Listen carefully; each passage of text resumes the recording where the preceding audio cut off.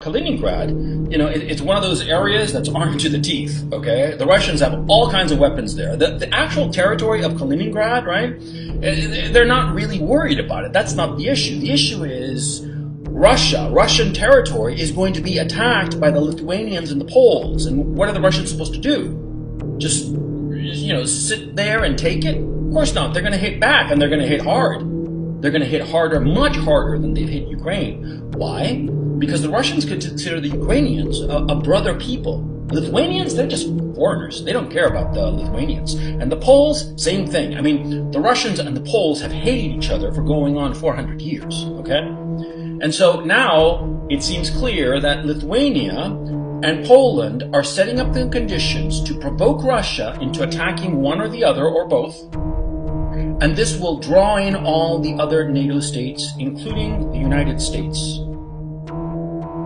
Now, it doesn't take a genius to realize that the brains behind this idiotic idea are American brains, the Biden administration. There are crazies in the State Department and in the US Senate and in the Biden administration itself. They all want war with Russia. And they're sick and tired of pussyfooting around using the proxy of Ukraine to fight against the Russians.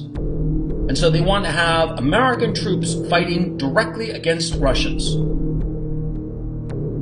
This will be a catastrophe, and I will explain to you why.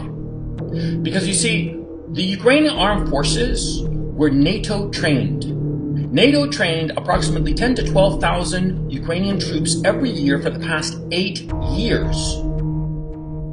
That is approximately 80 to 100,000 Ukrainian soldiers who were trained to NATO standards. NATO standards in terms of tactics, maneuvers, communication, control, everything.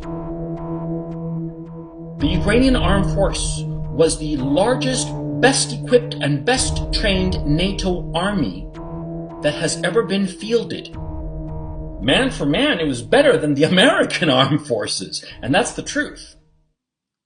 They're certainly better motivated because, after all, the Ukrainian soldiers, well, they're defending their own land from the Russian invaders. So they're better trained, better equipped, and more motivated.